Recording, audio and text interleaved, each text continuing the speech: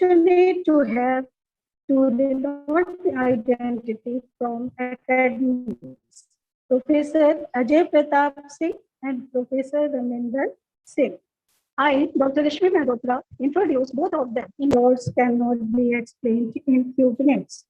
Firstly, I introduce our first speaker of the day, Dr. Ajai Pratap Singh. Dr. Ajai Pratap Singh is professor in the Department of Applied Psychology, Veer Bahadur Singh, Purvanchal University, Jaunpur, UP, India. His experience is more than 25 years. He is alumnus of University of Delhi and Allahabad. His expertise in psychology and research methodology, organizational behavior, and human resource management. His area of interest is research methodology. He has authored, edited 3 books on cognitive psychology and stress and health. His more than 30 research papers, maybe some more. We have only this area of the research paper have been published in national and international journals as Amiral Publishing and Taylor and Francis elsewhere, etc. You have organized so many countless seminars, workshops, and conferences at national and international levels. You have chaired in more than 40 seminars, conferences, or workshops. More than 15 PhD degrees have been awarded under your supervision. Sir, counting may be changed. Sir, welcome to you in this FDP. Sir, welcome to you. Yes. Our second speaker, sir, I introduce the Professor Raminder Singh. Professor and former Head Department of Education, Punjabi University, Batija. His area of specialization is educational research and statistics, and has about 30 years teaching and research experiences. Near about 15 degrees, PhD degrees have been awarded under your supervision, and some are in process. More than 50 research papers have been also published in national and international journals. You have written also 3 books and more than 20 chapters published in different books with ISBN number. You have organized so many seminars, conferences, or workshops, and have acted as a resource person in more than 50 seminars, conferences, and workshops. Yes, sir. Sir, this is a very brief introduction about of yours. Sir, welcome to you in this seminar, in this FDP. Sir, welcome. Firstly, I call Dr. Professor Ajai Pratap Singh for. Okay, thank you very much, ma'am. Yes, sir. I am really grateful to the organizers of this faculty development program, the Faculty of Education, Tirthankar Mahavir University, Muradabad. And I am really indebted to the organizers that they have given me this opportunity to share my views, my expertise on this issue. The topic of research is very much common to all the disciplines of the social science, physical science, applied sciences, and behavioral sciences management. And almost the research methodology activity or the process, it is again very much common to all the disciplines. And at the same time, it has been observed in all the disciplines that the issue of the research is perceived as a complicated area of interest, because it has been presented, or most of the researchers, most of the teachers, basically they understand that the issue of the quantitative research or the qualitative research is very much difficult to comprehend. In this presentation, my idea will be to start with the basic premises of the research, its historical evolution over the period of time, And in the mid of the presentation, I will be talking about the quantitative methods as well as qualitative methods of the research. So I will start with the overview of the research, that how we perceive the issue of the research or the topic of the research, and how it is going to help us in understanding the natural phenomena in the environment, and as well as the different issues, different problems of the society, of the social life, and how we can better understand with the help of the research methodology. Okay, I will be sharing my presentation here, and in the meantime, I will be talking about the basics.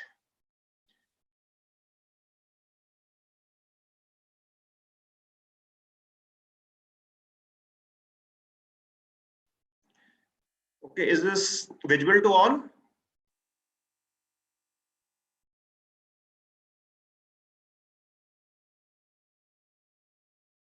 Okay, presentation is visible to all? Yes, sir, visible. Yes, sir. Okay, okay, thank you, thank you. So I will be talking about what is the overview, okay. So the goals of the scientific research is to discover the laws and the theories that explain the natural or the social phenomena. It means that the purpose of the scientific research is to discover laws, means the pattern, and theories that can explain the natural or the social phenomena. Phenomenon means anything which is happening in the environment, and how we can better understand the phenomena or the observation in the better manner. Okay. The another part is key in doing research.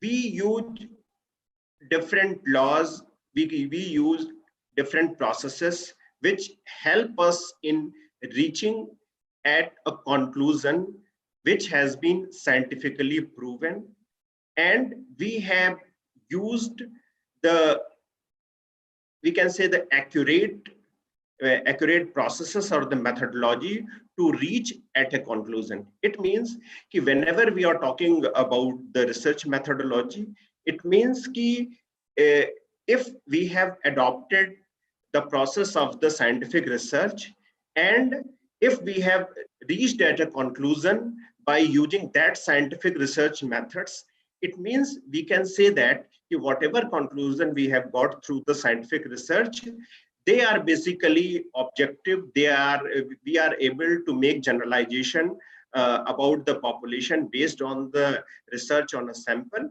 and we can say that all these conclusions are scientifically valid and reliable.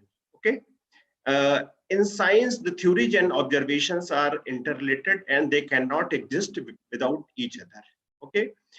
The theories provide the meaning, and basically they are based on what type of observation we had. Okay. And based on the observation and the validations, we are in a position to modify the theories. And basically, if there is any departure from the existing system of the knowledge or the theory, basically it helps us in the formulation of the new theory. And in the most of the cases, the new theories has been developed on the falsification of the old theories, and we have departed from our old knowledge about the theory, because in physics, in chemistry, over the period of time, we have developed new theories. And the process of the development of the new theories has been that we have discovered something new which has been ignored in the earlier theories. And in the new theories, we have tried to understand the phenomenon from the different perspective. We have tried to add something new from the different paradigms. It means whenever we are going for the formulation of the theories, we are trying to understand something new. The phenomenon has been there in the environment for the very long time, but the way we are understanding the things, the way we are applying the things is always new. Okay, so it means that in the scientific research, the focus is more on what we are doing is not that important. Okay, but how we are doing is very much important. Okay, if we are doing a research using the scientific methods, and we are reaching at a conclusion, so in that case we can say that with the help of the scientific research method we have reached at this conclusion, and we are able to generalize that conclusion about the overall population. Okay, now I will be talking about how the issue of the scientific research has emerged into the social sciences area. Okay, I will be starting with the definition, and it has been given by the Kerlinger itself. Okay, Kerlinger is a very renowned name in the field of the behavioral research, and in 1973 he has given a definition that scientific research is a systematic, controlled, empirical and analytical investigation of the hypothetical propositions about the presumed relations among the natural phenomena.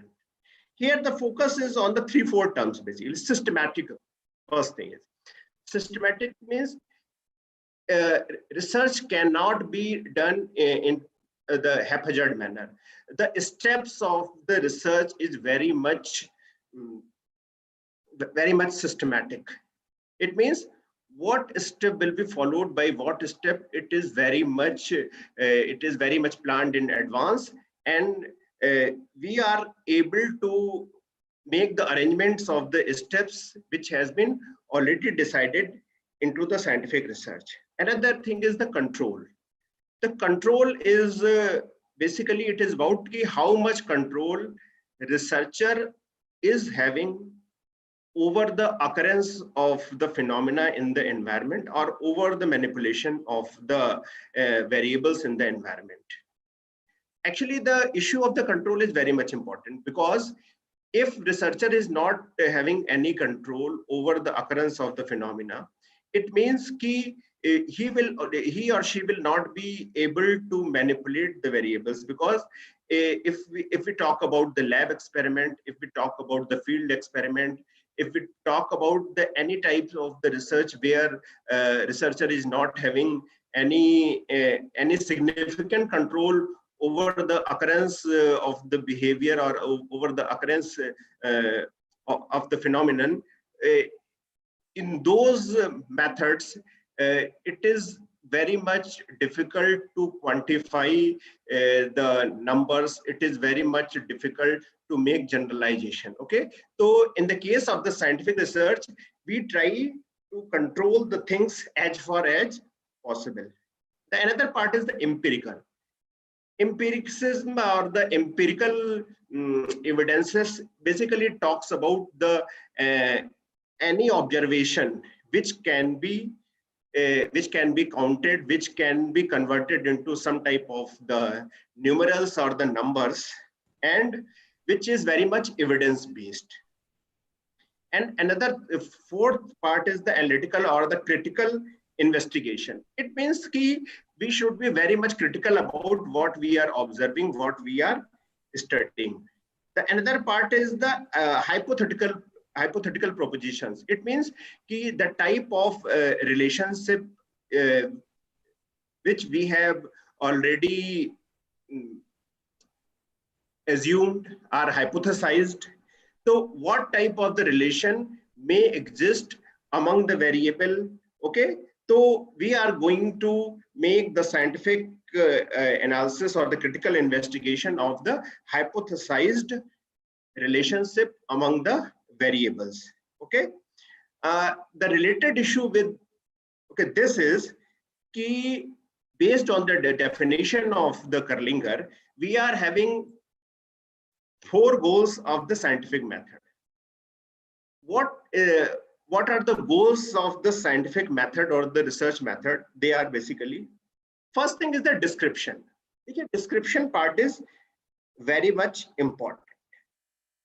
It is important because description means we are going to describe about the phenomenon. Okay, description means what. Okay, the other is the description. Explanation. Explanation is basically an answer to question why it is so. And the explanation part is basically related with the formulation of the theories, because the function of the theories is to explain the phenomenon. If this is so, okay, then what are the causes behind that? Okay, explanation. The another part is the prediction. Okay, prediction means ki what type of the relationship is existing among the variables, okay, and what can cause what. Okay, if we talk about the weather prediction, if we talk about the prediction of the behavior, if we talk about the prediction in the field of the consumer behavior, if we talk about the prediction in the field of the marketing, so what we can predict is ki the effect of the advertisement on the purchasing behavior, for example. Okay, so what we can do is ki if we are in a position to predict based on the theories and description, so what we can say is ki what can cause what and what can predict what. If we are increasing the time of the advertisement on a screen, newspaper or the radio, and how it is going to increase the sale of a particular product. It means ki if we are able to establish this type of the pattern among the variable, we can say that ki based on the explanation of theories, we are in a position to predict about the trend of the phenomenon in the environment. And fourth goal is very much important, that is control. If we are able to describe a phenomena, if we are in a position to explain the phenomena, if we are in a position to predict the phenomena, then we are automatically in a position to control the things. Control things means ki we are in a position to make an intervention.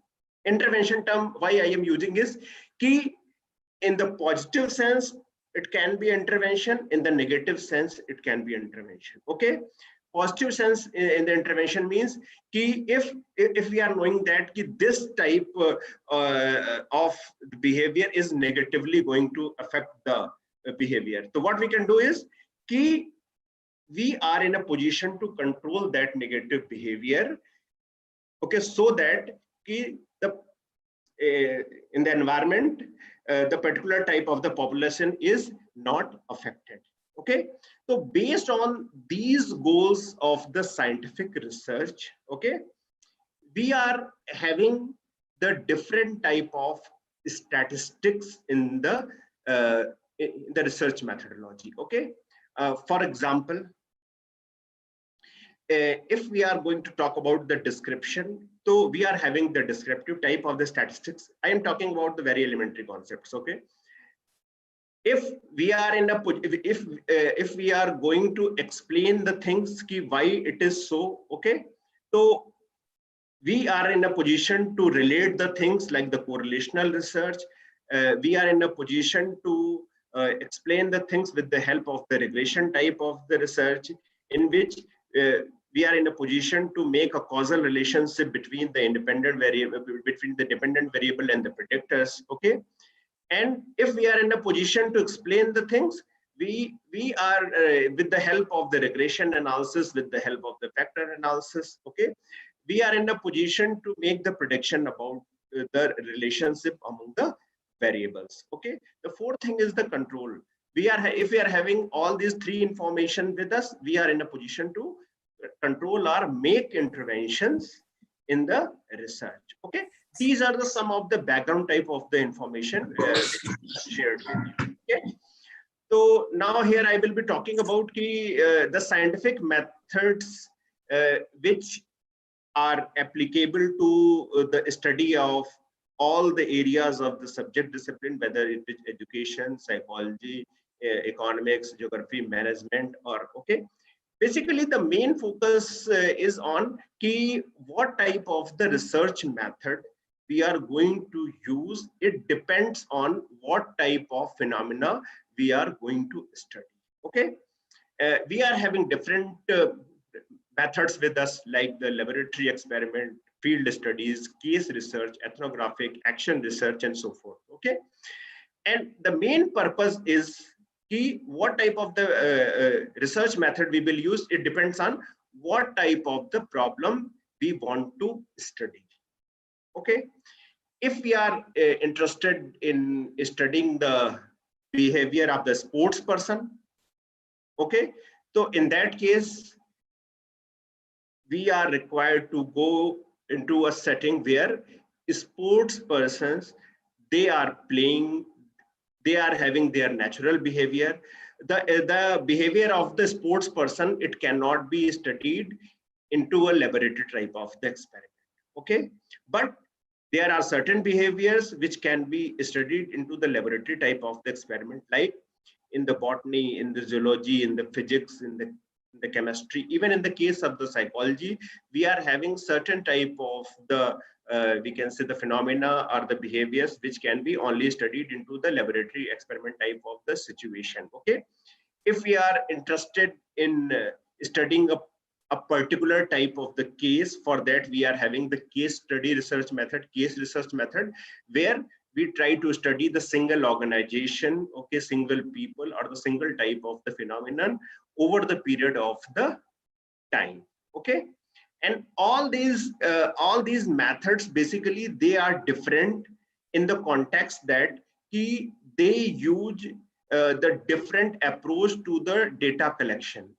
It means in the laboratory experiment we are having different methods for the data collection. In the field survey, we are going to the natural setting where the behavior is taking place, and we are trying to study the behavior in the natural setting. Okay, there is one more method which I have not mentioned here, is the ex post facto research. Okay, ex post facto type of the research is the research where the research starts after the phenomena has occurred, or okay, any incident or accident has occurred. Like if we are studying the earthquake type of the behavior, okay, if we are studying the effect of the tsunami, so this type of the research will come under the category of the ex post facto research, where researcher is not having any control over the occurrence of the incident or the phenomena, and the research process starts only after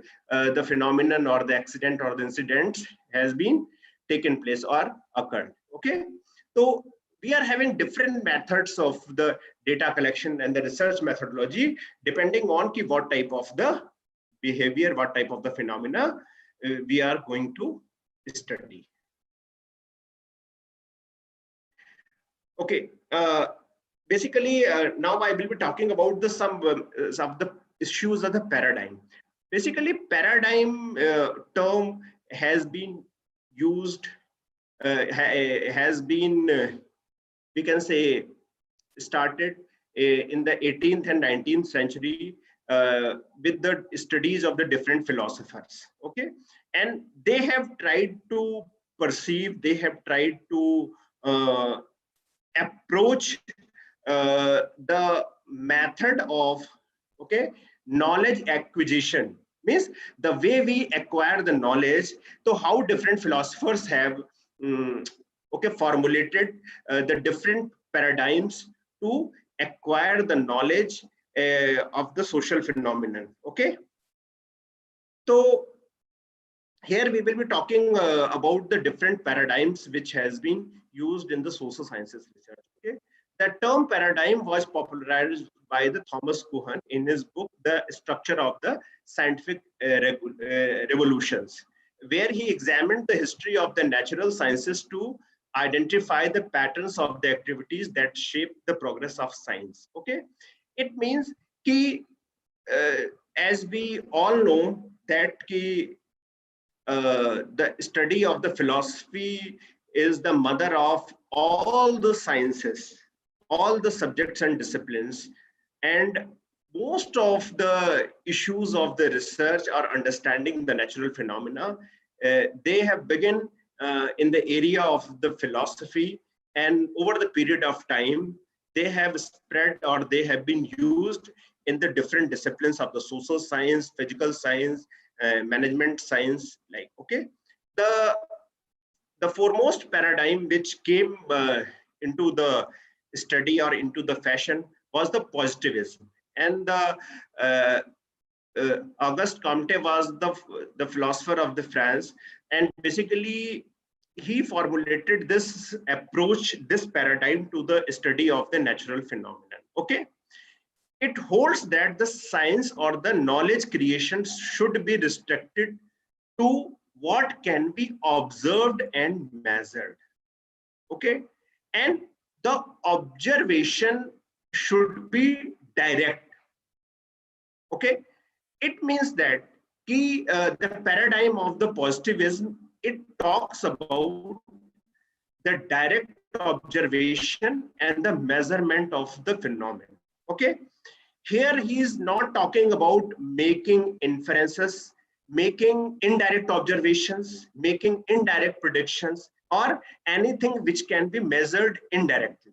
Okay, for example, if we talk about the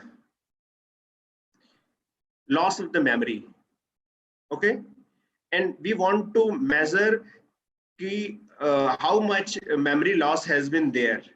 So the methods which we adopt to measure the loss of the memory, they are basically indirect methods. Okay, okay, from that point of view, okay, the measurement of the loss of the memory is not correct according to the positivist approach of the scientific research. Okay, they are emphasizing that key okay, knowledge acquisition or the knowledge creation should be based on the direct observation and the measurement of the phenomenon. Okay, the another approach which came after the positivism was the post-positivism. Okay, in the positivism, the focus was more on the direct observation. Okay, and it was based on the direct measurement of the phenomenon. Okay, so in the Western Europe,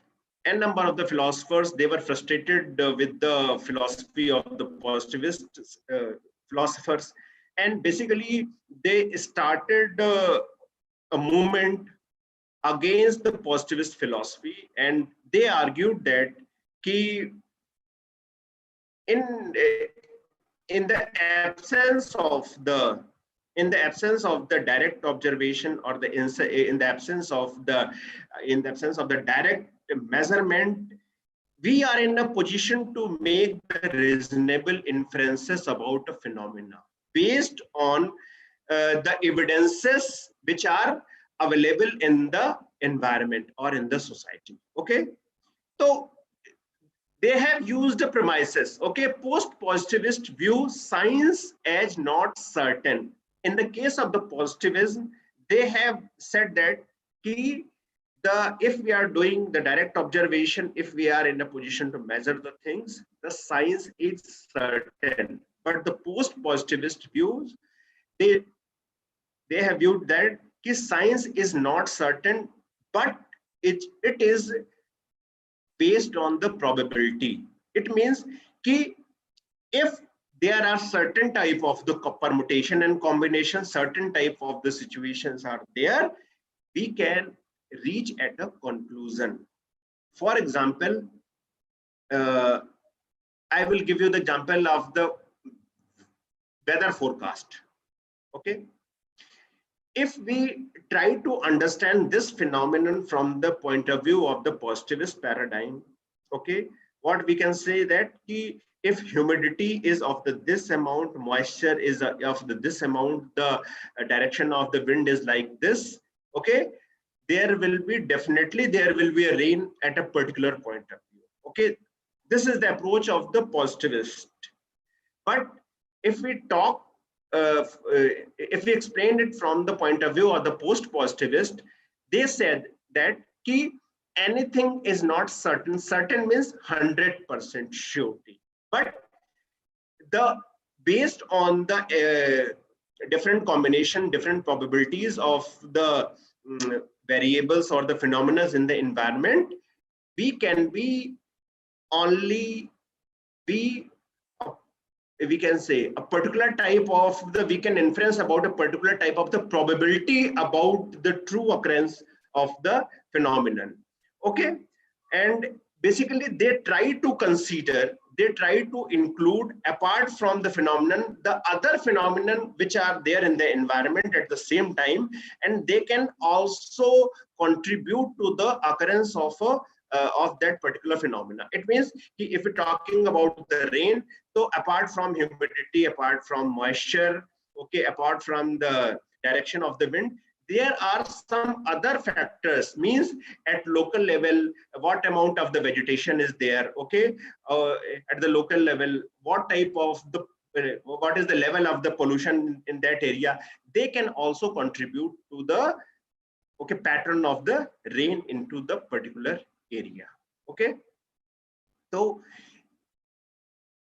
the paradigm of the positivism and the paradigm of the post-positivism, they occurred in the 19th and 20th century.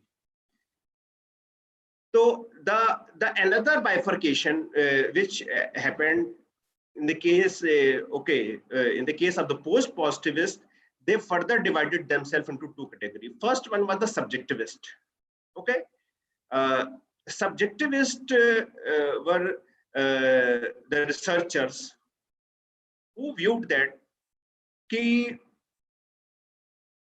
perception of the reality, the perception of the reality is very much subjective. Subjective means ki the world is not what is there in the environment. Okay, world is what the way we are perceiving in our mind. Okay, I will give you one example. Suppose if we are reading a book, story, or the novel, okay, and suppose 20 people have read that book. The information written in the book is same, but the different people who are studying, reading that book, they will understand that content, they will comprehend that content based on their own experiences. It means ki the objective reality can be same for the 20 people, but the subjective reality or the reality existing at their mental level, at their mind, will be different for the 20 people. It means ki the argument of the subjectivist that ki the reality is not that it is existing in the environment, but reality is that which we are lying with us. The reality which is based on our subjective minds or the personal minds. Okay. The another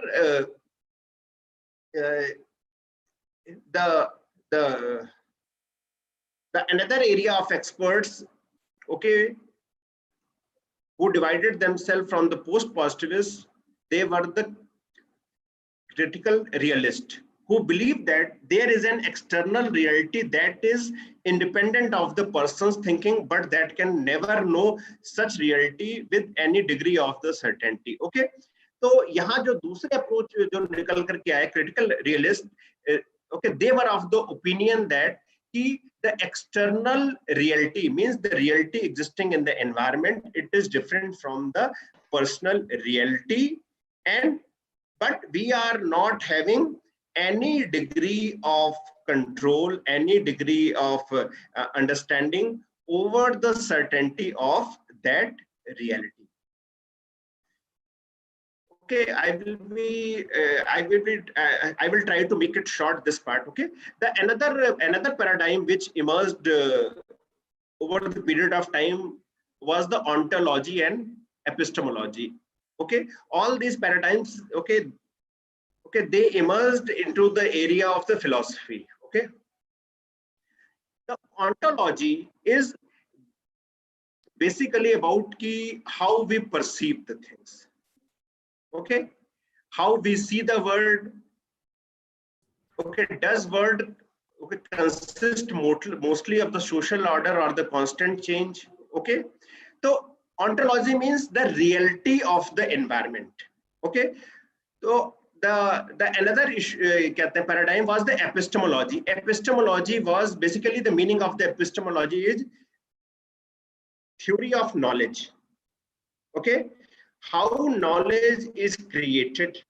Okay, so in the case of the epistemology, it is basically how knowledge is defined, values valued, and how it is prioritized in the area of the knowledge domain.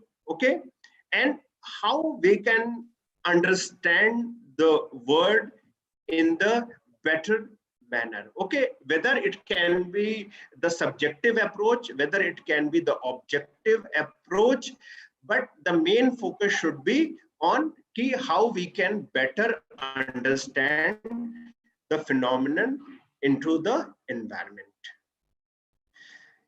These two are the last paradigms which are in trend nowadays: functionalism and interpretivism. Okay, the paradigm of the functionalism is basically based on the observation, and here the focus is on if we are using the standard methods of the science, okay, like the data collection method, the survey method, the tools we are using, they are reliable and valid, and the statistics we are using, and after that, if we are able to reach at a conclusion, we can say that our result is true and valid because I have used the scientific method to reach at this conclusion. Okay, and the another paradigm was the interpretivism.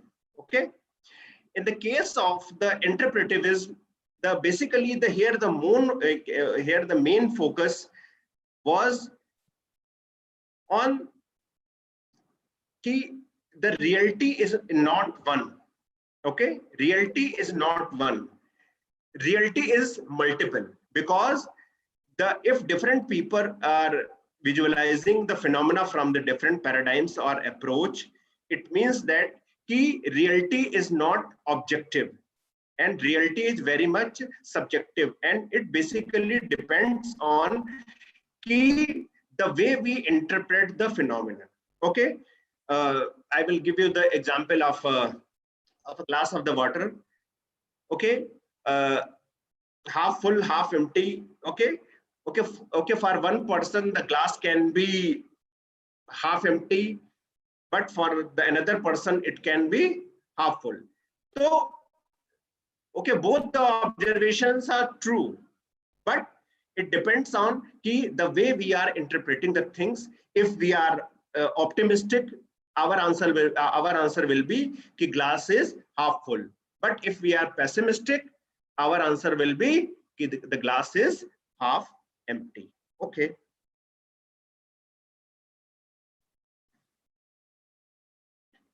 now I will be talking about the two types of the methods in the research methodology, which helps us, okay, in working with the data. Okay, once we have collected the data, okay, and we are having the problem of what type of the statistics or what type of the quantitative measures we can use to understand the relationship among the variables, to understand the trend of the relationship, to understand or to explain the relationship among the variables. Okay, so here I will be talking about the quantitative methods, and after that, I will be talking about some of the qualitative methods. Okay. There are basic assumptions which are underlying the quantitative methods. Okay. Whenever we are talking about the quantitative methods, it means ki we are assigning certain numbers, certain numerals to the human or behavioral responses. It can be frequency, okay? It can be the yes, no type of the answer, okay?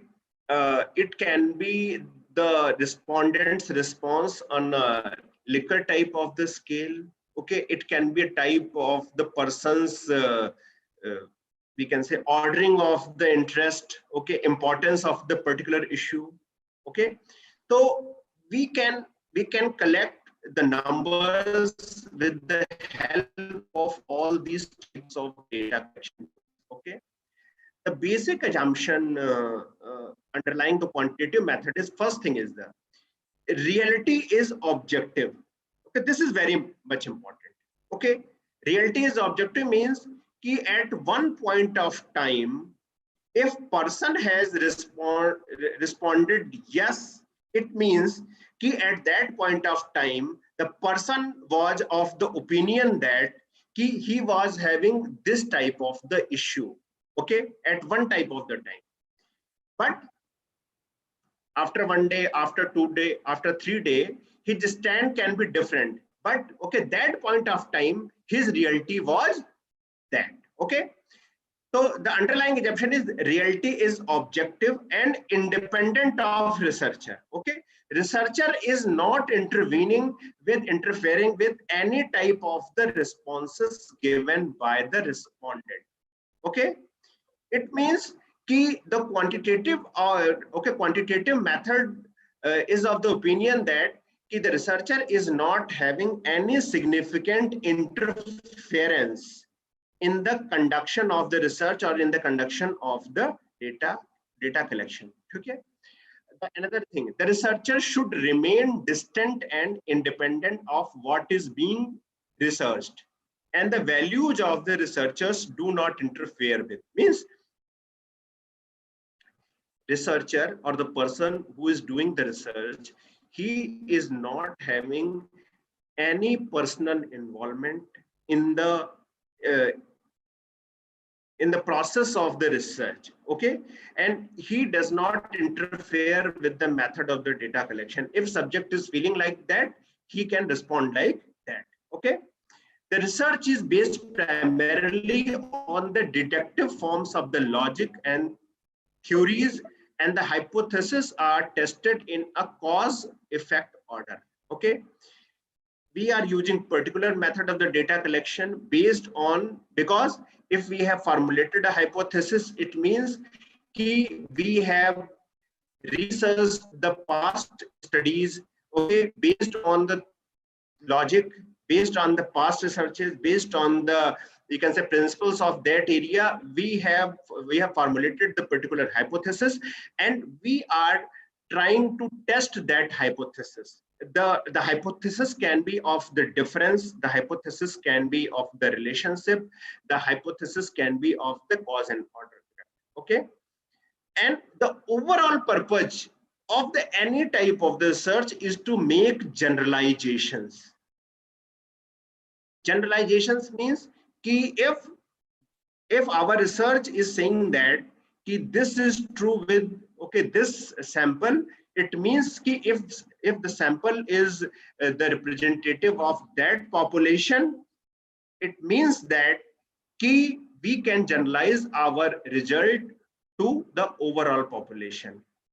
Okay, so with the help of these generalizations, we are in a position to make the predictions, to explain and understand the phenomenon, and at the same time, if we are in a position to explain and control and forecast the things, it means that we are in a better position to control the things as well. Okay. Okay, for example, in the area of the medical sciences or the health sciences, the focus is not on the description. The focus is more on the explanation, okay, and control and the forecasting. Whether if we take the example of the COVID, okay, COVID phenomenon, COVID type of the virus, or any type of the pandemic type of the situation, or any type of the health problem, they are having the answer to what, okay, they are having answer to the question why, they are having answer to the question of the control. If this particular type of the disease is happening because of, okay, because of this, if we are able to control that cause, we won't be having this type of the disease. The same thing can be explained in the case of the social sciences or the behavioral sciences, marketing type of the research, okay, consumer behavior type of the research. Okay, in the case of the psychology, we are having the different types of the marketing type of the research. Okay, so if we are in a position to describe, okay, explain the phenomenon, if we are in a position to predict about the phenomenon, we are definitely in a position to control that thing. Okay.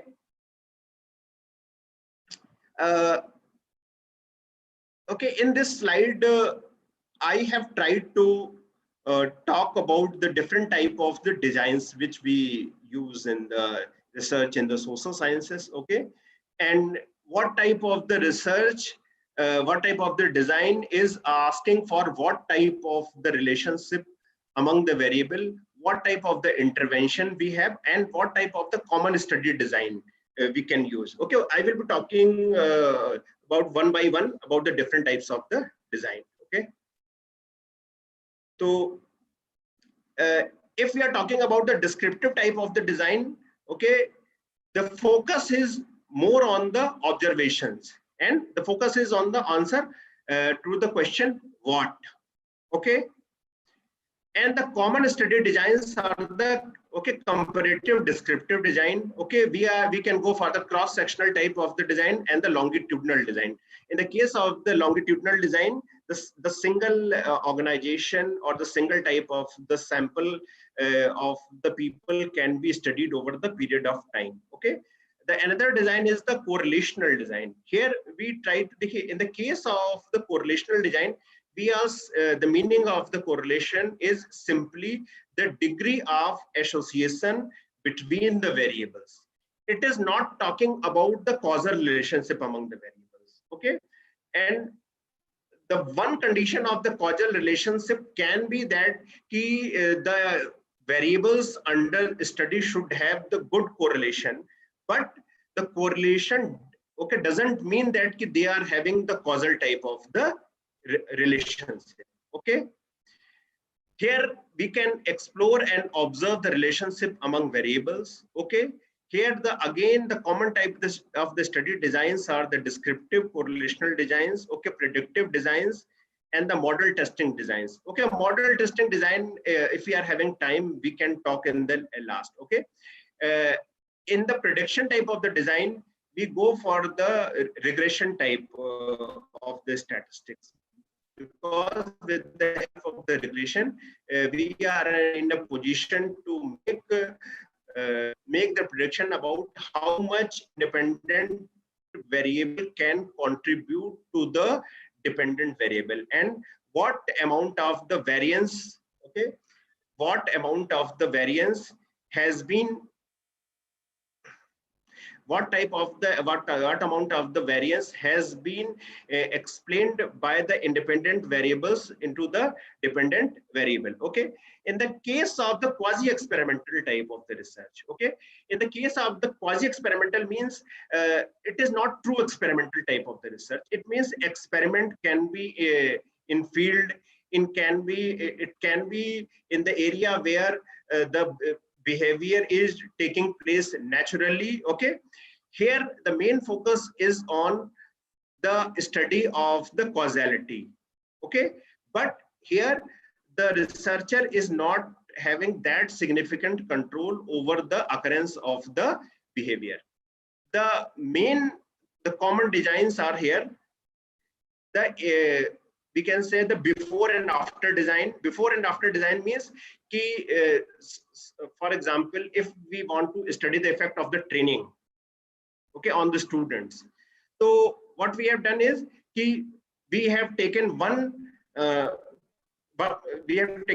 test, okay, before training, and once the training has been conducted, those students has been again tested, and we try to compare, okay, both the results, and we can say that if there is any significant difference between their learning, so we can say that it is happening because of the effect of the training. Okay. And the fourth type of the design is the experimental research. The true experimental research can only be conducted into the laboratory setting. And here the main focus is on the causality. Means what is causing what is impacting what variable. And here the experimenter can manipulate the independent variable, and he or she can in a position to see the effect of the independent variable on the dependent variable. Okay. And the focus here is on the control is maximum.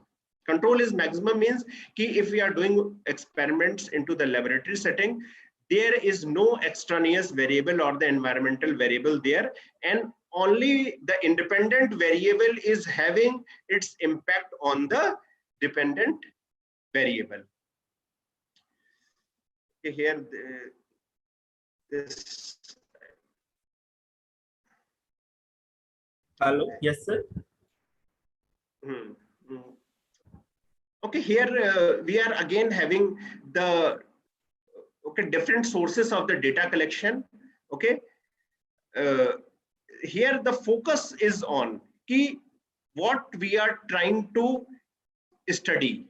Okay, and what type of the tools we can use for the data collection. Okay, the qualitative, quantitative, and the mixed method. Okay, it is basically a type of the comparative chart. Okay, what type of the methods we can use, and what are the advantages we are having with the different types of the methods of the data collection for the qualitative, quantitative, or the mixed type of the methods. Okay, I will skip this slide and I am going to another slide. Okay, here I have tried to make again the comparison. Okay, here I have tried to make the categorization between the quantitative design and the qualitative design. Okay, and the true experimental design and the non-experimental or the quasi-experimental design, which I have already explained you in the earlier slides. Okay, and here the focus is on the key again. If we look back to the issue of the paradigm, is key in the case of the quantitative methods, the focus is on the positivist approach, ontological approach. In the case of the qualitative designs, the focus is on the post-positivist approaches, or the focus is on the subjective type of the interpretation of the phenomenon. And the focus is again key. If one paradigm says that the reality is objective, the reality is one, but we can say the supporters of the subjective approach or the post-positivist approach, they say that they are of the view that reality is not one, reality is multiple. Okay, every person is having his own reality, and he or she tries to understand the reality from his own experiences of the past. Okay, he or she tries to comprehend the phenomenon from his own point of view. Okay, and it means ki reality is not, okay, that is lying in the environment. Reality is that what is lying with us in the mind. Okay. The another classification which is very much interesting, okay, from the research aspect. In the case of the quantitative, okay, research, the purpose is to test the hypothesis. Okay, this part is very much important.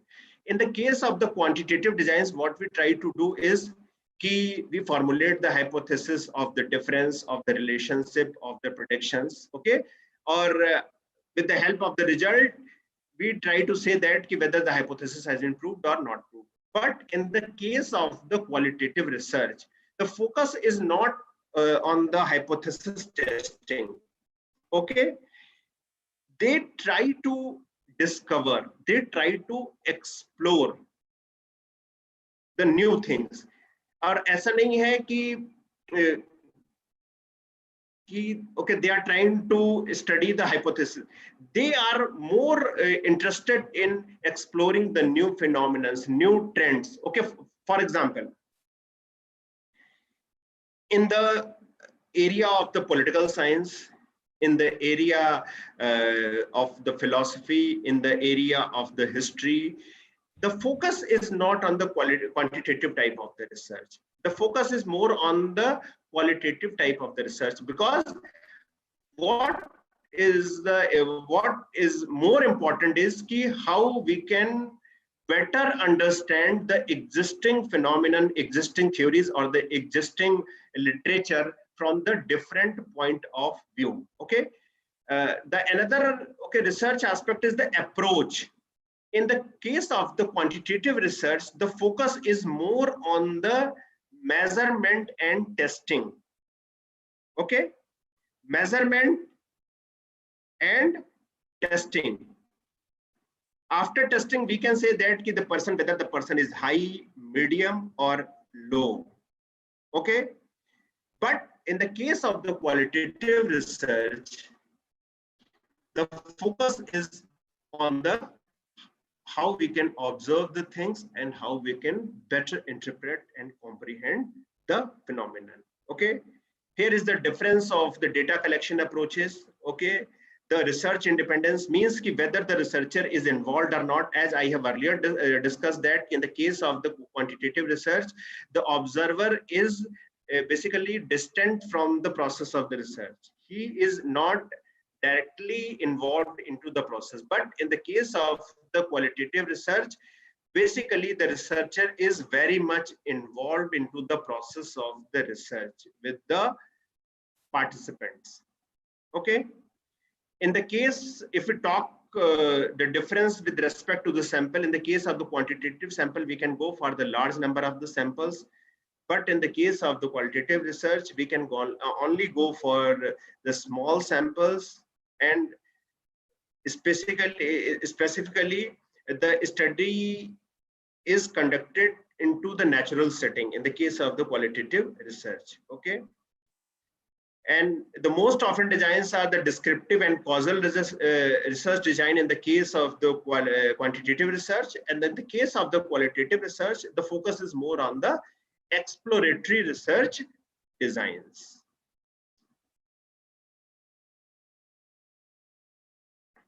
Okay, here this is the last slide of mine, and I will be basically talking about some of the conclusions about the qualitative methods. Okay, the focus of the qualitative research is on the meaning making. Okay, meaning making means what we have tried to make sense. Make sense means how we are comprehending the things, how we can better understand the things, rather than on we are going for a type of the research where we are having the data of the 5,000 people, and with the help of the statistics we are trying to reach at a conclusion. Okay, in the case of the qualitative methods, the focus is not that. Here the focus is on that we will study the smaller units of the people. We will study the smaller sample. but we will involve ourselves in the process of the research. Okay, we will try to see the phenomenon from the point of view of the participants, okay, so that we can reach near to the reality, okay, and we can better understand how the phenomenon or the how the activity is taking place, okay. And the qualitative method is basically adaptable. Adaptable means as per the requirement of the situation, we can modify the different techniques of the data collection, okay. And at the same time, here the focus is more on the subjective approach rather than on the objective approach. And the different techniques which here we used is the focus group technique, unstructured, grounded theory, okay, content analysis type of the discourse analysis type of the technique.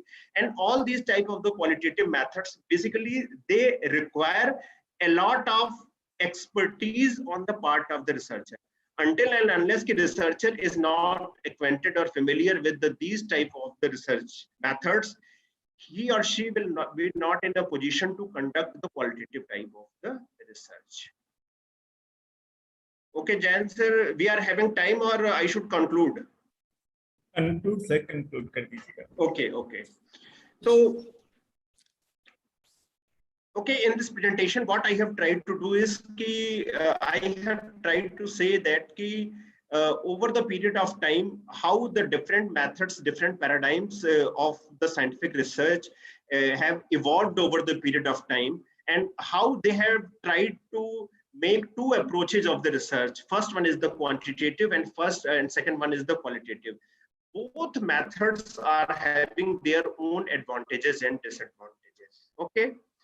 And based on the objective of our research, we should try to use the particular methods, okay. If we are having enough time, if we are having expertise, if we are having the time to understand the phenomenon in the better manner, we can go for the qualitative type of the research. But at the same time, if we are understanding in a particular type of the phenomena which requires the opinion of the large number of the people, okay, we are interested in studying a large number of the variables into the same study, we can go for the quantitative type of the research, okay. So both methods are having their advantages and disadvantages, and the qualitative method requires the most of the personal expertise, okay.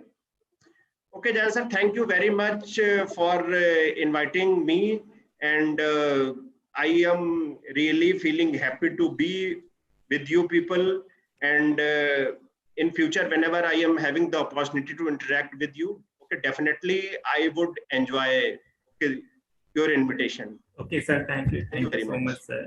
And Rumi, please.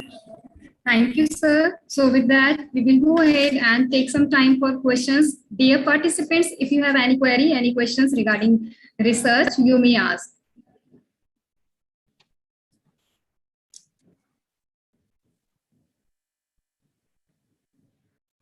Hello. I think, sir, there are no questions. Thank you, sir, for the keynote address with the highlights of critical analysis, process of research, strategies of research, which will literally help in academic research. Thank you, sir, once again. And it will be a great pleasure for us to listen to you again in our future events. Thank you, sir, for being with us. I quote, "Research is to see what everybody else has seen and to think what nobody else has thought," said Albert Cezanne Rigori.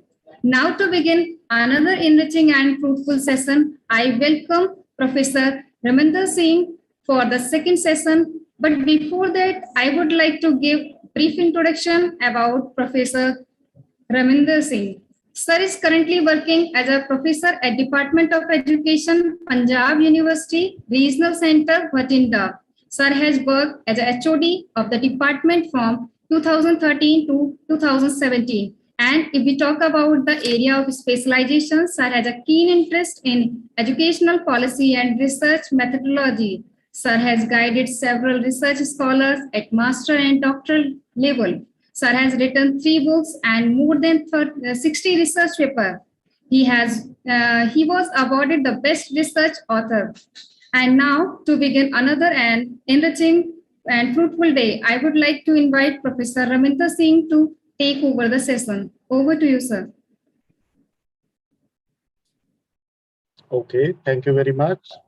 So welcome all the participants. So first of all, let me express my gratitude to the organizers, especially Dr. Vinod Jainji, Dr. Deepak Malikji, Professor Rashmi Marutra, and all other people in the Department of Education at Mahavir University, Tirthankar Mahavir University. So welcome to all the participants. So now the topic which has been assigned to me is triangulation and education policy research. So dear participants, I will not show any type of PPT or any slides because my perspective is just to share my views on the practical aspect of doing educational research. And before I start talking about this topic, if we rethink that what are different areas of educational research which we are pursuing in India. So if we go through different areas, the things which will come to your mind may be educational psychology, educational technology, educational philosophy, this guidance and counseling, measurement evaluation, maybe methodology of teaching of different subjects, educational sociology, economics of education, history of education, and many more. And one of them, the most important to me, is educational policy.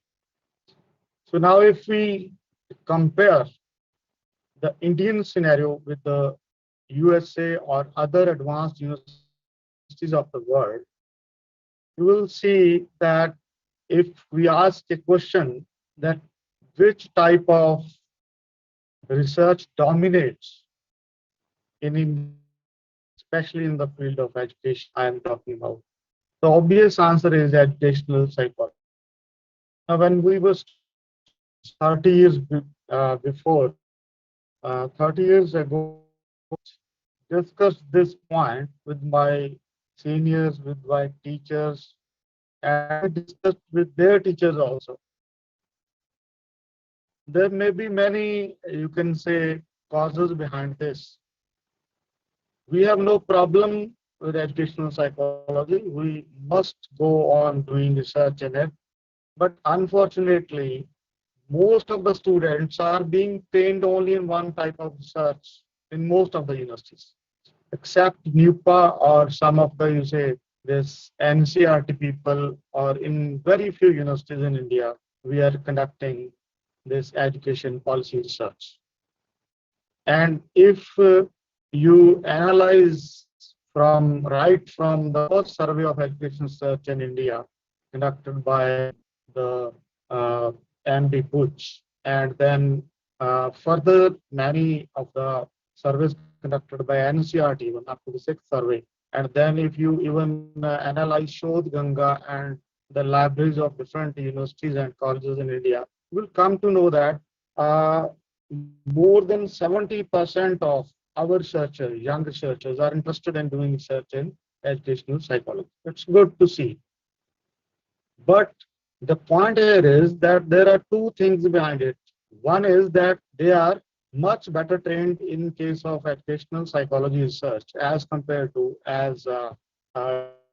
Ajai Pratap Singh was discussing in the previous session. So educational research is being dominated by educational psychology. So my point is educational psychology is one of the fields of education, and it is not only, you can say education is not only educational psychology, because the Indian situation is much different from the advanced world. We have our own problems. So the space given to educational psychology is much more as compared to other fields, and especially in education policy, which is very, very important in case of the developing countries. So one of the reasons I my seniors, teachers of my teachers, especially in Punjab and northern India, 30 years back, and the 60s or 70s even, hundreds of, you can say, full bright scholars from India went to USA and other countries to pursue their PhDs and MDs. And when they came back, they joined our premier prestigious colleges and universities. We must remember that at that time we didn't have any this self-financed colleges. We were having public universities and big public education colleges. And many of them became the principals and heads of our institutions. And then they guided the research in educational psychology, and further their students further guided educational psychology. And we have a very good books, very good, you can say, trainers in educational psychology, because I'm not particularly talking about educational psychology only. In case of our quantitative methods, statistics especially, we teach the students how to do the statistical analysis. My background is also from mathematics, so we also teach our students, but not the other methods. As you might discuss in various previous sessions, that the educational methodology of educational research, of methodology from the one from the social sciences, another from the physical sciences. This quantitative method we have taken from the physical sciences, and the qualitative approaches, different methods which make use of qualitative approach, because qualitative is not a method, quantitative is not a method. These are approaches and different methods we make use of.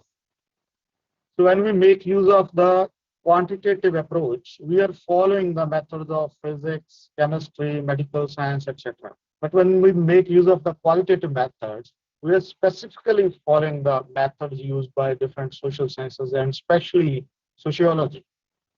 So when we talk see the research, the most important thing comes to triangulation. Right. As Dr. Ajai Singh so referring to this, you might have discussed this point earlier also, that in case for if you conduct quantitative, if you conduct a research study in educational psychology following the quantitative approach, we are very objective about it. There have been very scientifically designed methods and techniques, how to select a sample, how to make use of your, you can say, tool, how to develop even a tool, and how to make use of it, and then how to analyze our results and how to interpret.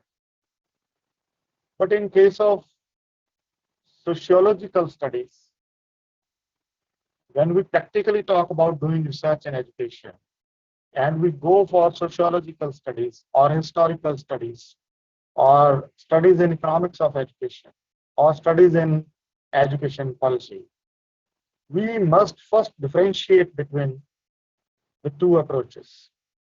That is very important. So as Dr. Ajai Singh has done, you can say half of the job. So I will continue with the further part of the topic, and that is about the how to conduct the research in education policy. So when you talk about triangulation, now you might have discussed it in earlier sessions. The triangulation is the use of multiple methods or data sources in research to develop a comprehensive understanding of the phenomenon. So whenever we make use of more than one method, we are making use of triangulation, because like this, as you know, the triangle is made up of three sides. So here you have one method and here you have another method, and those methods slowly find the results, and results meet at this top of the triangle, this top vertex of the triangle. So when we make use of the two different methods, we may find different results, but we amalgamate, we integrate, we do the meta-analysis, and we find the final results. But it is not necessary that there may be only two methods. There may be three methods, four methods, five methods, many methods. And at the same time, what is important is in mixed method research, the important thing is that not only two methods or more than two methods, we must keep in mind both the qualitative as well as quantitative approaches. So any type of research which makes use of both the approaches would always be better than making use of one type of approach. Why? As has been explained by Dr. Ajai earlier, because as he said in his words, I quote, that the reality is not one thing. The reality is multidimensional. So from different dimensions, the same object may look different. Similarly, the social reality, what we are talking about in education is, we are talking about the social reality. So when we do research in some of the subjects like, say, educational psychology, the most of the time, the behavior is similar. No doubt that may be different in case of different races, in case of different geographical areas, different cultures. For example, in 60s or 70s, we had finally arrived at the result that there is a very significant high correlation between intelligence and achievement. But still, you will find the students doing research on these two variables, finding their relationship. Sometimes our students or researchers do research for the sake of research. But as Dr. Sansanwal said in his talk, that you cannot do research unless and until there is a problem. We must do research on the topics which are practical, rather which are practically helpful in the Indian situation, which have got educational implications, which may improve our performance as teachers, as students, as a society, as an education system, Indian education system. So sometimes research is done only to get a degree. No doubt, for getting a research degree, you will have to do some academic research. But my point is that unless and until the student feels that there is a problem and it should be solved, and in case of educational policy, if we start from 1947, from 1949 rather, when our constitution was framed, you will see that all of us are very much aware of the way how our educational policies have been implemented. So government makes the policies, we educationists participate in it, we help in making, we have another responsibility, and that is to evaluate the policies, whether these have been framed well. And the second thing we have to evaluate is whether these policies have been implemented well or not. So whenever we talk about triangulation, anywhere, but also in case of policy, we must refer to pattern. Now, pattern has given specifically four types of this triangulation. There are four, you can say, approaches we can implement triangulation. First, he has given us the method triangulation. Now, method triangulation, I have already explained, when you make use of more than one method, maybe two, maybe three, maybe four, maybe more. Now, There may also be second type, that is investigator triangulation. Sometimes, for example, in our university, we conducted a big project and we did this type of triangulation. That is investigator triangulation. The same project may be given to two people, different people, or more than two people, and they may find their own findings. They may have their own findings. They may be similar, may be different. But that will give us the more authentic and more generalizable results. Then we also have theory triangulation.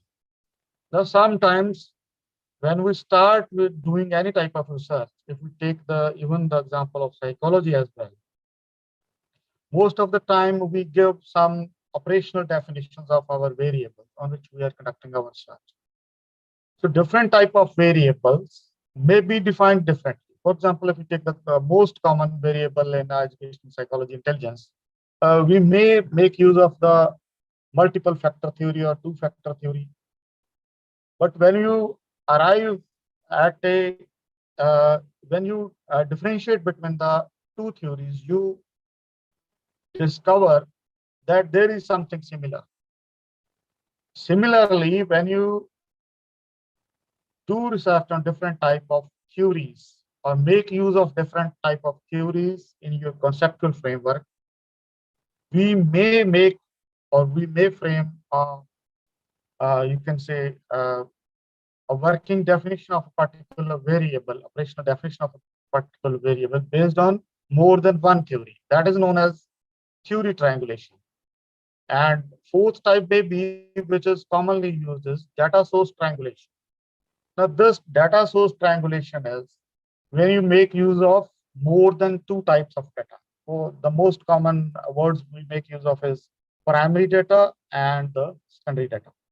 The secondary data, as we all know, is available in some type of source with the government or with other agencies.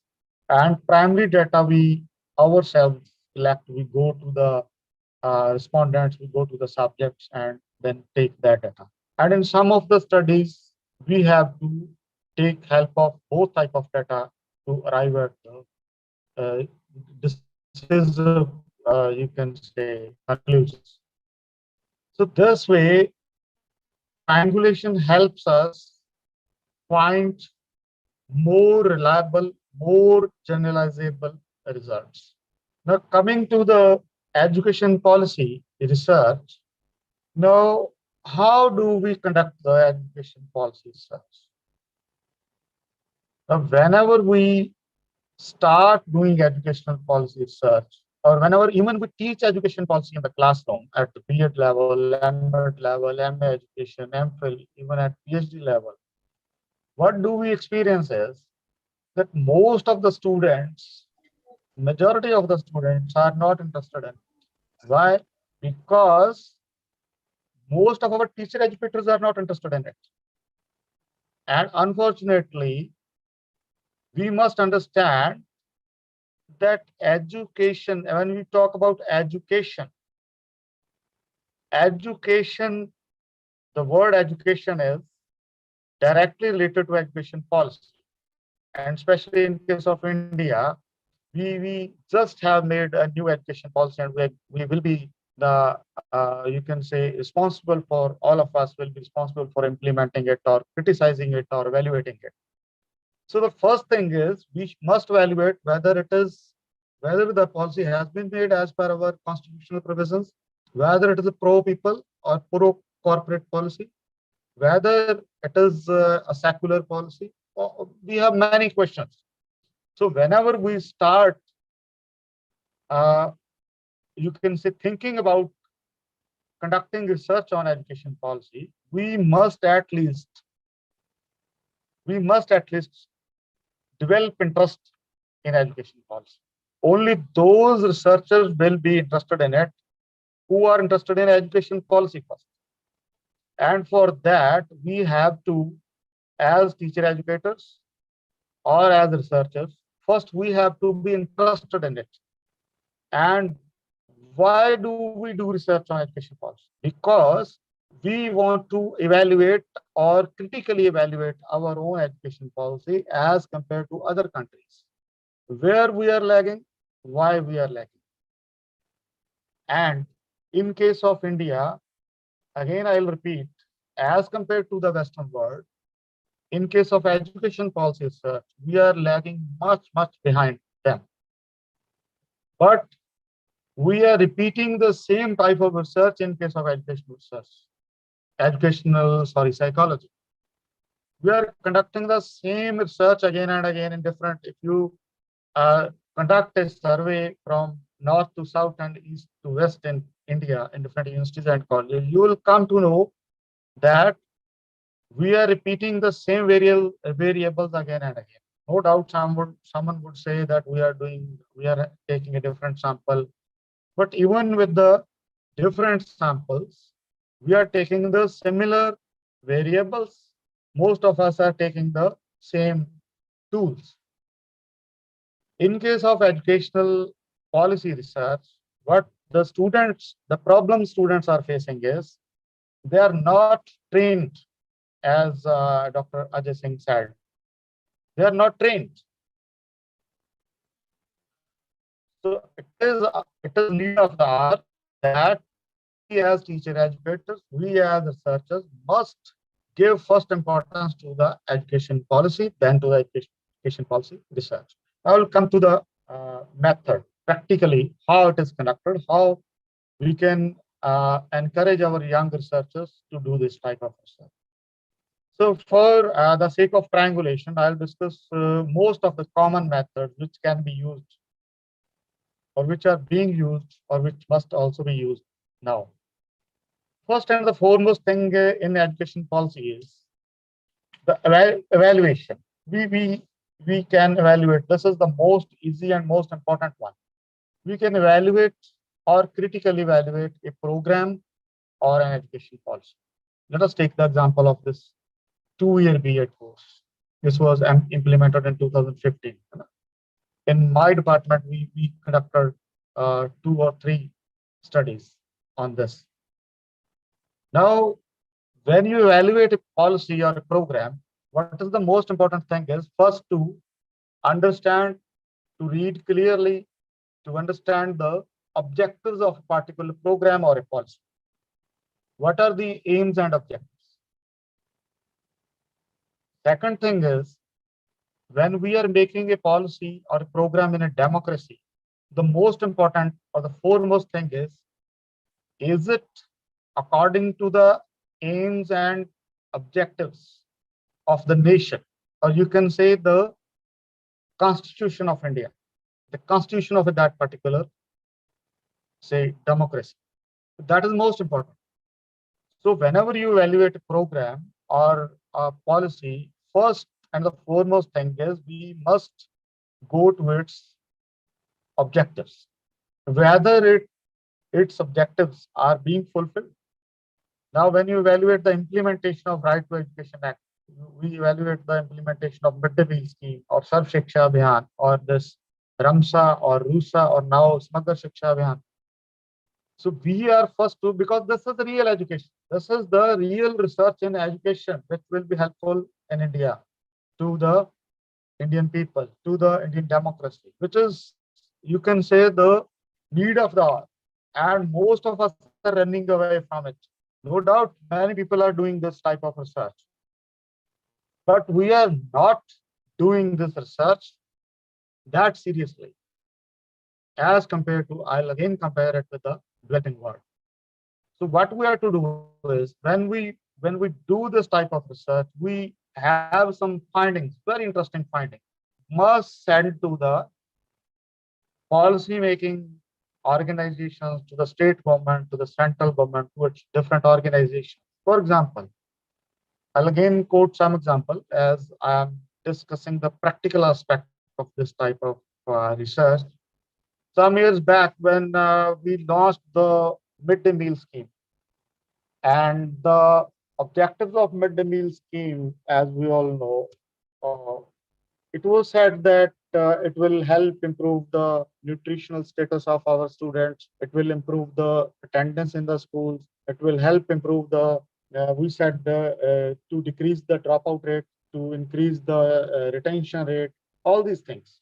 Even to increase, there may be an impact on the achievement. And in Punjab, we thought, since we do, all of you people know that there is rather poverty in Punjab, but there is no hunger. There is no hunger. So we thought whether this will help in increasing all these things in Punjab. So we conducted a study in this district where I'm sitting, Bathinda district of Punjab. It is adjoining Haryana and Rajasthan. So here we found that yes, there was a PhD level doctoral research I guided, and we had a big sample, and even the education department of Punjab helped us, and even they appreciated us. And the results were that even in this district of Punjab, there was a huge impact on the attendance, on the, you can say, achievement, even on the dropout rate and transition rate of the students. So that the results of that study was, or the, you can say, the summary of that study was demanded by Punjab government from us for their review of the scheme. So my humble request here is that no doubt we must give importance to other you can say areas in education, but it needs a revolution in educational research that we must address our own problems. So the first and the foremost thing to do is that is the policy, to study the policy perspective. Whenever we conduct a research, educational research in education policy, first and the foremost thing we must do is to study the policy perspective. And to study the policy perspective, what we have to do is we must study the history of the policy, that policy. For example, if we now criticize the education policy 2020, or if we want to evaluate, say now you can say 1 year is over. Some day back, the central government conducted a program on evaluation of implementation of policy perspective, this education policy 2020. Now, if we talk about the national education policy 2020, all of you must be aware of the fact that in that policy we have committed that will slowly move towards implementing the increasing our budget, or and we have given a yardstick there that will spend 6% of our GDP on education. But if you evaluate from 2020 to 2021, if you compare the budget of the central government, you will find, and I wonder to find that the budget from 2020 to 21 has been decreased by 6%. Now, how we can believe that it will be increased in coming years? No doubt government has its own excuses due to COVID, this or that, but this is one of the important yardsticks which the government has itself given in the policy, with the help of which we can evaluate the implementation of the policy. So these are some perspectives which are given within the policy, or some perspectives which we find from the history. For example, when we compare how the enrollment rate has increased over the last decade, or how the retention rate or dropout rate or say other things have increased or decreased. Then our constitution is one perspective. Constitution has given us equality of opportunity. Then it has given a yardstick, liberty, brotherhood. There's secularism. So these are yardsticks. And this is the analysis I am talking about. This policy perspective is the theoretical analysis of policy. And for this, you are not to do any type of data analysis, just the contents of the policy and the relevant earlier policy. You are to compare, and you are to make use of the documentary analysis. What type of documents? For example, our constitution, our earlier policies, our present policy, what the international policy is. And this will make use of the, you can say, descriptive method of writing. You will describe it. It is entirely qualitative. But in some cases, we again make use of the quantitative approach. When we, as well, I was just talking about the 6% of GDP. So we might have to take quantity into account as well sometimes. So then the second approach, second method we make use of is the survey of the institutions. We do a survey of different institutions. And for this, we are to prepare an institutional inventory. Now, Dr. Ajai Singh was talking about different difference between the quantitative and qualitative stuff. I just want to add, he gave a very good presentation. And I just want to add one thing, that when you go for a tool, when you prepare a tool in case of qualitative search, and you make use of a tool in case of quantitative search. And second thing I would like to talk is the sample. First, I'll talk about the tool. In case of tools, in case of quantitative research, we prepare the tools only and only objective type of tools. And we generally talk about its standardization. We are much more concerned about its accuracy, its reliability, its validity, all these things. But in case of qualitative research, when you prepare a tool, if you ask objective information, the accuracy here is as important as in case of the quantitative research. But when you ask unstructured or semi-structured questions, here the reliability would be in quantitative terms. But it doesn't mean that we should not go for reliability or validity. When you prepare, when you about the policy perspective, second method is, second technique is survey of the institution. So when you go to institution, naturally you will you will be conducting a descriptive search, but you will go for the primary data. So for getting primary data, you will have to visit various institutions, and or you may get it through email also, or through post. You may all this information from other sources also. But you are to an institutional inventory. For preparing an institutional inventory, we must have first, we must refer to the standard institutional inventory. For example, prepared by NAC or CBSE or different boards or UGC. And then it must be standardized as we standardize other tools. So that way, ultimately, it will again be a quantitative as well as quantitative approach, which will be used while making use of the survey of the institutions. So in case of survey of the institution, for example, if we want to test whether in your particular state, the Right to Education Act provisions have been implemented in the school or not, what you will be doing is, will be making use of a institutional inventory, which will help us to know about the different things in different schools, how it is going on. So the third thing is, third approach, third method, third technique, that is the study of views and perceptions. This is entirely qualitative, but again, it will be converted into quantitative data.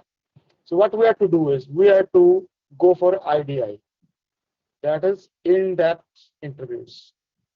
Now, these in-depth interviews can be conducted with the students, teachers, parents, principals, other people. Now, in these types of interviews, we always go for either open-ended or unstructured or semi-structured questions. But most of the people who are regularly or continuously doing research and making use of quantitative methods, or are guiding that type of research, or are evaluating as examiners, they are most of the time, they are not, you can say uneasy, they feel uneasy with this type of research. That is also to be taken care of, because all of us are doing research in some particular fields, then we go as an examiner, and there is a thesis before you, which have, for example, I have been trained in quantitative methods, and I will become an examiner in case of qualitative research. And now I'll come to the second point, that is sample, data sample. And sometimes, not only sometimes, most of the time, in case of qualitative research, not only the samples are small, even samples may be, or many times are, samples are, you can say, purposive.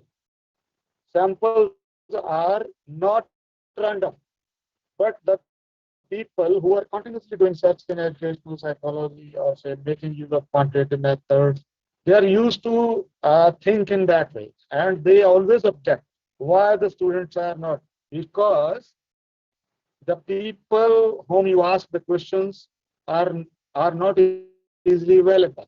Those who are aware, those who come under the preview of your you can say your universe.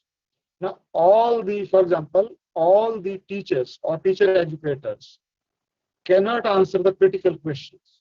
So first we conduct a pre-survey of them, how much they know, whatever their position is, whether they are assistant professor, associate, or heads, or professor, or vice chancellors. But if they are teachers and they are teacher educators, we have to conduct a survey how much interested they are in that particular type of research. Are they interested? Because if you have 50 questions in your survey questionnaire, and say somebody answers only 3 or 4, so you will be making use, you will be wasting your time, energy and money, all this. So therefore, especially in case of qualitative type of research, we are to be aware of the fact that our sample should be purposive. Now, purposive means we must have a purpose in our mind. For example, if some people out of you may have studied the whole of the, you can say, the complete new education policy 2020, then you can be asked the question about it. Now, if somebody has not studied the education policy, how he or she would be able to answer it? So that is a major difference. And most of the people from science background, I am also from science background, they ask that, is it reliable? Is it valid? The question here is, when you study the qualitative methods, I mean the methods which are connected with which are concerned with the qualitative approach of education research, must be studied in light of the educational sociology methods of research. And there, these methods have been validated. And when you make use of these methods, we must first go through some of the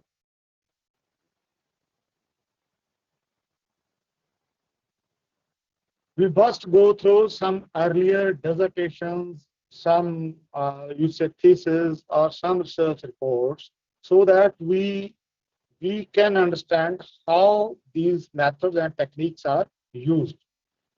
So when you go for study of views and perceptions, the first and the foremost thing is, you must prepare either interview schedules in written, or you must have a recorder to record the interview, or you must first talk to the respondent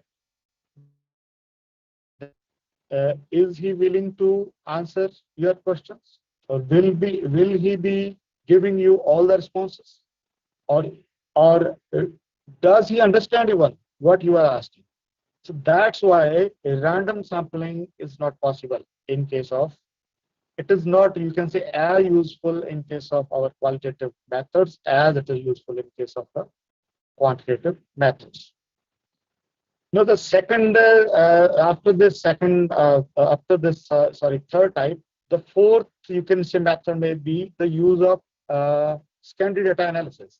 Now, how do we go for secondary data analysis? We take the secondary data from the government institutions, from some private institutions, from state government also. So, for example, if you are interested in doing research in the school education variables, at present we have a good, you can say, stock of secondary data with the ASCR, what we call Annual Status of Education Report. It is done by a private agency based at New Delhi. And another is DISC, that is District Information System for Education. We call it UDICE when you collect all the data from all districts and sum up at the national level. It is known as UDICE data, easily available. Now, some of this data is available on the website also. So we can make use of this data to know historically on the timeline series how through different years we have decreased the dropout rate, how our enrollment rate has increased. For example, in 2009 we implemented the Right to Education Act, and we committed in our constitution in 1950 that within 10 years we'll make all the children up to the age of 14 years to join the schools. But all of us know that today in 2021, still we don't have 100%. We have not achieved the 100% enrollment in schools. So thus policy is going on, policy is struggling, implementation is struggling. We as teachers or teacher educators must be aware about it. And that is only possible if we conduct research on it. And first, if we read all the reports, what is happening? The current affairs on education must be, you can say, a foremost interest for our students. So this candid data analysis includes our, you can say, in this type of technique, we can make use of tabular analysis. We can go for the graphs, different types of graphs we can make, and we can conclude how something is increasing or decreasing, or what are their relationships. All the statistical techniques which we make use of in the what we call trend analysis can be made use of here. And the fifth point, or the fifth, you can say, method or technique used is, that is the case studies. And all of us are very much familiar with the case studies. We conduct it in psychology also, and other fields also. So in case of case studies, what we have to prepare is, the first of all, we have to prepare an observation schedule. But one thing which is very important to keep in mind while conducting different case studies, for example, you may conduct a case study of JNU or Delhi University, or a particular school or college or university or an institution which is performing much better than others and which is performing very poorly. So since we know case study method or technique is generally used when we are interested in knowing some difference from the normal. So the institutions or the persons whose behavior or performance, you can say, this deviates from the normal, they must be studied as cases. So for conducting case studies, for example, you may conduct a case study of a dropout student, and you will come to know the real cause of his or her dropping out from the school. Similar case studies may be conducted of the girls dropping from higher education institutions. Similar case study may be conducted of in case of Kerala or Bihar. Why one is performing much better than the other states and one is performing very poorly. So case study is a very, very important approach which may help us in triangulation, in finding or in generalizing our results, which we have found through our study of views and perceptions or survey of the institutions, or maybe from the secondary data. So in case of case studies, before preparing the observation schedule again, we are again to go to the objectives. We are again to go to the normal people, and we are to frame the observation schedule. Now coming back to observation schedule as well as the institutional inventory as well as the questionnaire for views and perceptions, what we have to do is we are to first prepare the rough draft of these. And the most important thing, most important type of validity we make use of in case of this qualitative research is the face validity. Whenever you prepare a tool, rough tool, you must do as many you can say educational searches as you can, so that you can get their reactions about it. So after preparing a final draft, we must go for preliminary tryout and then final tryout, as you know all the standardization of a tool. But in case of the reliability, we must also go to 40 or 50 or 100, whatever you can go, whatever a number you can accommodate. Again, you go to the same people, and here the reliability cannot be found out in terms of quantity, as we found in case of the quantitative methods. You have a psychological test, you go for a sample, and then you again go to 40 people, and then you find the test retest of this type. Here also test retest type of reliability will be used, but you will compare. You will just read it out and compare. The responses are similar, and that will establish the reliability. There is no quantitative reliability in case of qualitative research. And especially when you go for unstructured or semi-structured or open-ended questions. And when you go to the analysis part, here again, you read out the contents. Here again, we'll go for content analysis and read out the contents and go for percentage analysis. Again, you will be making use of the quantitative approach. Therefore, in case of policy search, we can and must make use of the both quantitative as well as the qualitative approaches. And the last of all, the last you can say type of method which I will recommend, especially for conducting this type of research, is the focus group discussion. So if at any level of research you will implement all these 6 type of, or any 4 or at least 3 type of these methods while conducting education policy research, you will find that the results of one method will substantiate, will support the results of another method most of the time. There are very few instances when you find this type of contradictory results. You most of the time find that the results of these different techniques help each other while critically evaluating or simply evaluating our policies.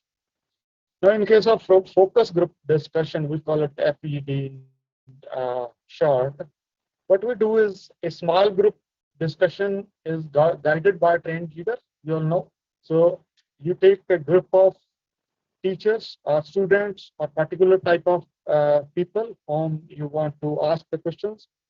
You train them well in answering your questions. And it is used to learn about the opinions on a designated topic and to guide future action. For example, the particular aspects of our this new education policy 2020, we may ask a group of students. First, you train them that you will ask the questions, and first they will read the policy, they will go through it, then they will discuss it in the group, and they will answer your questions in a group.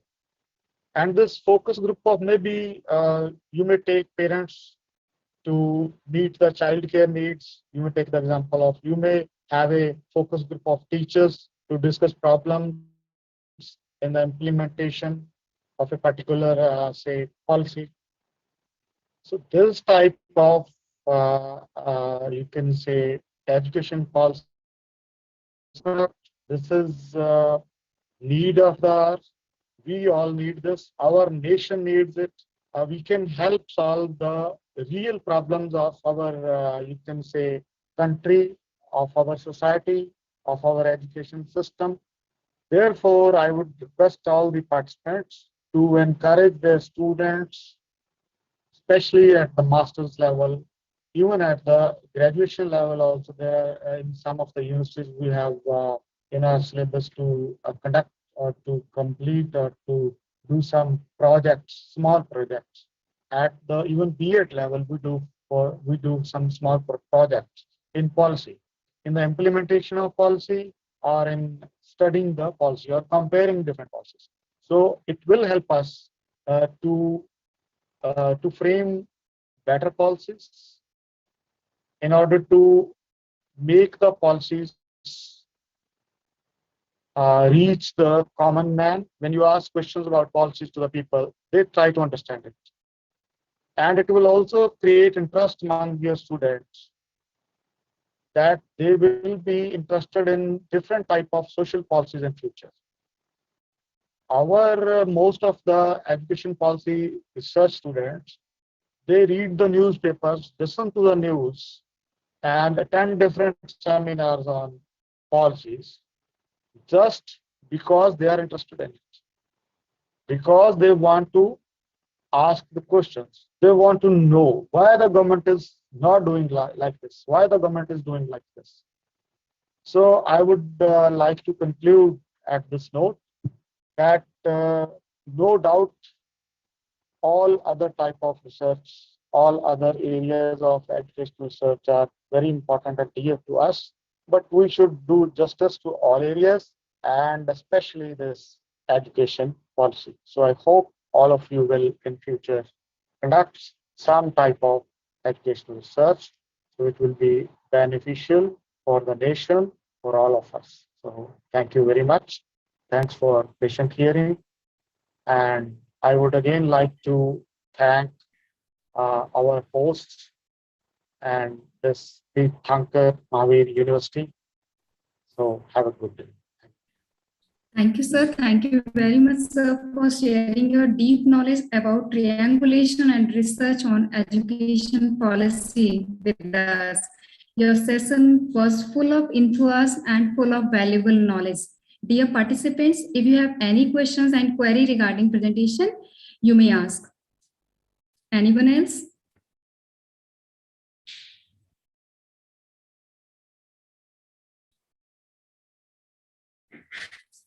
I think, sir, there are no questions. So now without further ado, okay, sir. Now I would like to request Dr. Vinod Kumar Jain, sir, from Education Department for proposed vote of thanks. Over to you, sir.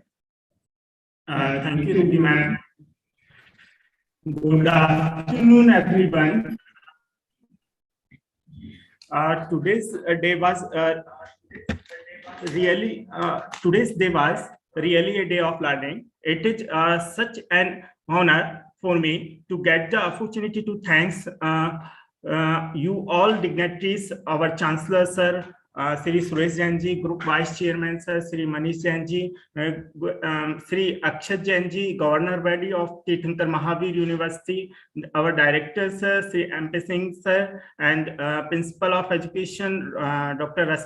Professor Rasmi Malhotra, ma'am, and Deepak Malik ji, AR for Education College. Thank you so much, Professor Ajai Pratap Singh, sir, for your words, for wisdom. It will be a grateful pleasure for us to listening to you again in our future events. It was really very informative session, sir.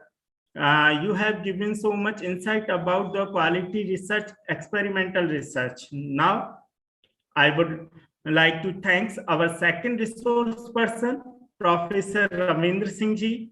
It was a really very informative session, sir. You have given so much insight about what the things we need to keep in mind while writing the quality research paper. I am pretty sure the previous knowledge that Professor Singh, sir, give us will definitely help us for in future. So thank you so much, sir. Thank you.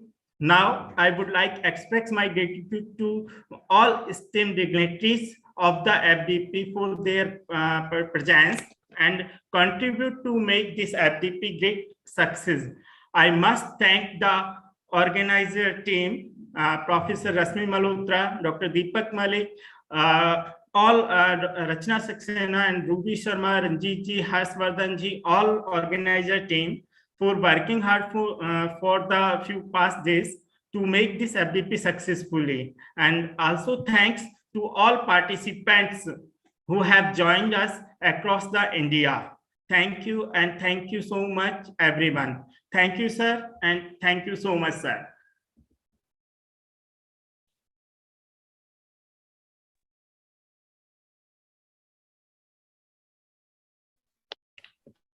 Hello. Hello. Yes, sir. Hello. Hello. Yes, yes, sir. Hello, madam. Good afternoon. Can you share the PPTs and video recordings links? Yes, sir. Yes, sir. We will. Yes, sir. We will share. Okay. Thank you. Sir Hello. Sir आपको YouTube links आपको provide किए गए हैं, वो सारे recordings link हैं. Recording links. Yes, Recording. sir. YouTube links are recording link. Yeah. Yes, sir.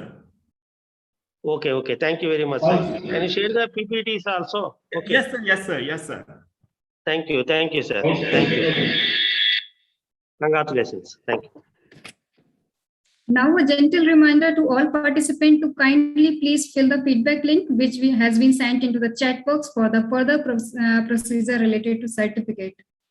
Thank you all. Thank you, sir. It's time to sincerely thank each and everyone who are present in this virtual session. Thank you, sir. Thank you all present here. Thank you very much.